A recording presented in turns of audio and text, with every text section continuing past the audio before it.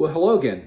Today we're going to talk about 4 reasons why your offer to purchase property here in Florida, specifically Destin, Florida, along the Emerald Coast, should be in writing. I'm sporting a sweater today, West Virginia University. It is cold, pretty much 100% certain. I saw a polar bear this morning in Destin Harbor as I was coming to the office. So hopefully the cold weather will pass. It'll stick around just long enough to kill most of the mosquitoes and roaches. But after that, it'll return to being, a snowbird paradise. So the first reason we're going to talk about offers start a paper train, if you will. And we all hate killing trees, so most of the stuff is electronic these days. But, before you just spit out an offer to purchase real property, especially if it's a condo, there's some things we need to look at. So if I'm representing the buyer, I certainly want to provide my buyer with seller disclosures where they outline everything they know is wrong with the property or stuff that's happened to it in the past during their ownership. And so I want you to take a look at those. The condo documents, we want to verify what the HOAs are and all that good stuff, what they cover, what they don't. We want to see the rental act. If it's currently on the rental market, we want to see actual numbers year to date. Now in January, that doesn't mean a whole lot to you, but you get to September, that's a totally different story. And then we want to get one or two companies to offer you a sample. So, this is based on their expertise in this building.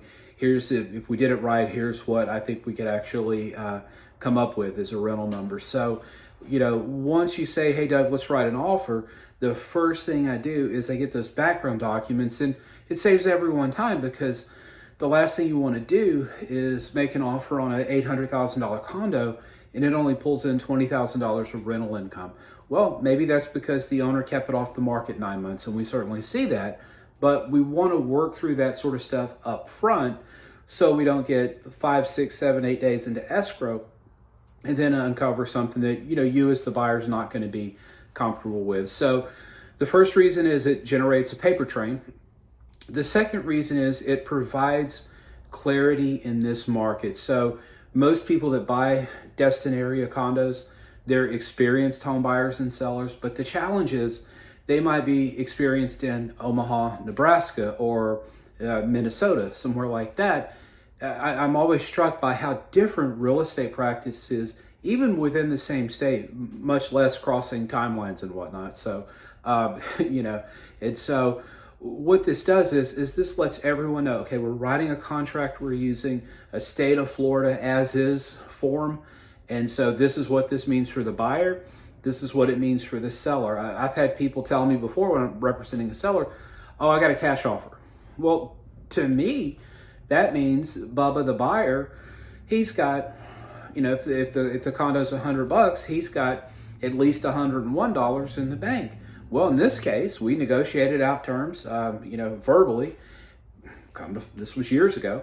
Come to find out, this dude it was going to be a cash offer, but it was based on a settlement that he hadn't even received. He was a party to a lawsuit, ended up losing the lawsuit about 7 months later. So didn't get anything other than, court costs from the other party, prevailing party. But, so that's a totally different thing. You go into your seller and saying, oh, we got a cash offer, they got money in the bank, let's go. That's very different from, hey, if this lawsuit goes correct, we're going to be ready to write an offer. So a contract provides clarity. It can also, third reason it should be in writing, it can help with negotiation. And there's just something about the act of having to go in as a principal to the offer, a buyer or seller, and checking yes, accept, no decline, or 3 counter, that makes everyone more serious. Now that doesn't mean if you put it in writing you're going to get something that's pennies on the dollar, but what you're more likely to get if it is in writing is a strong counter. So, if you offer something and it's too low for them to accept and you just do it verbally, they're liable to just blow it off. They're liable to just say, come to us when you have something serious, or we're not going to entertain that right now. Go through the motions, you put it on paper, you submit it, and so now they're sitting in front of that checkbox online and they've got to check it. Well, maybe now instead of decline, or reject, they counter. And maybe that number's not to your liking, we counter back. I've seen them volley back and forth 6, 7 times.